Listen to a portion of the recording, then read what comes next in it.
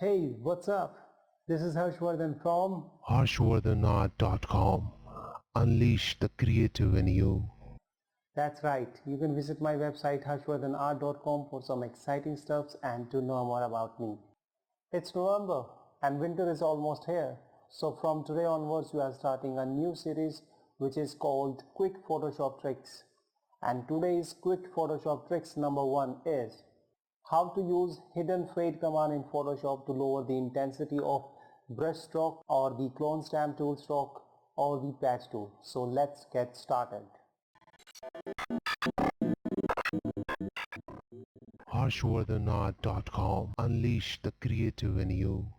Let's create a new blank layer by clicking this little icon, or you can simply press the shortcut command Ctrl Shift N or Command Shift N on Mac. Alright, now if for example if I take a brush tool from here and hardness to be 0 and opacity to be 100%, and if I just want to take this color and I want to paint it over here by increasing the size, and I have painted it over here.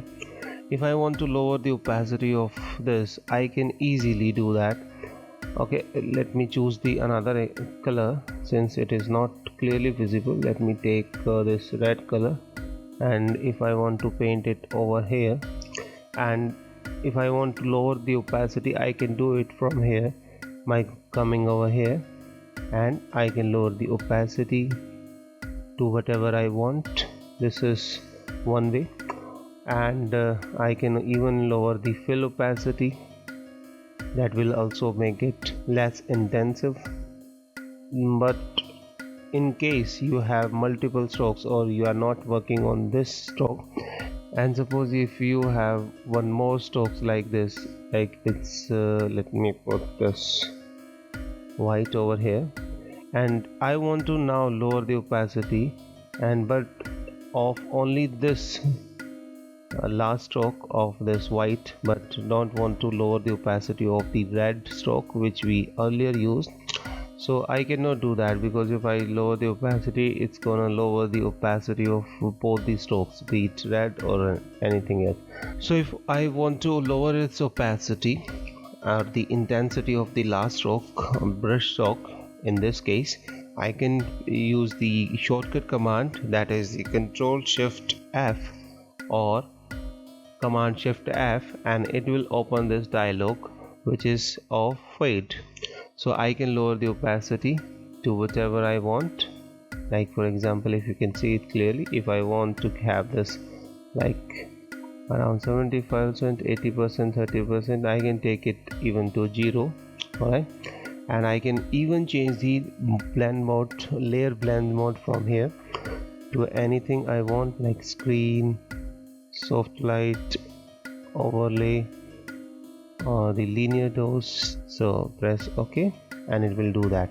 So similarly, if I use the patch tool here, okay, I can take it patch tool from here, and suppose I just want to paint this area and I want to have this one,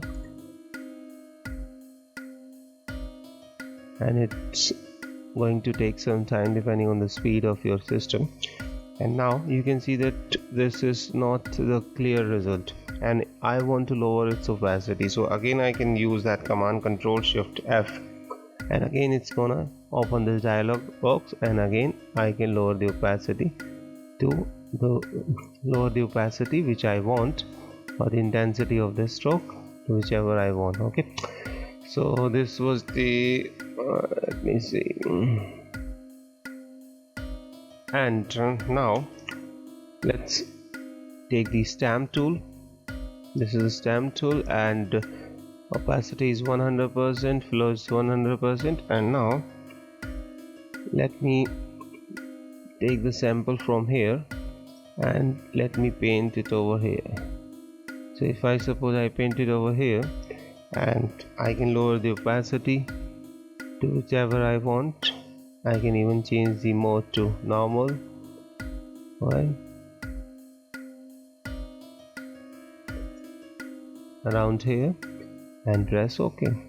So that's it guys, this was the today's tips. And one more very important thing, that you have to apply this command immediately after applying the brush stroke. Suppose if you have like for example, if you are applied this stroke over here, okay, let me show this stroke over here, and then you go down to lowering its opacity and checking it out, and then you will press Ctrl Shift F. It's not going to open that command.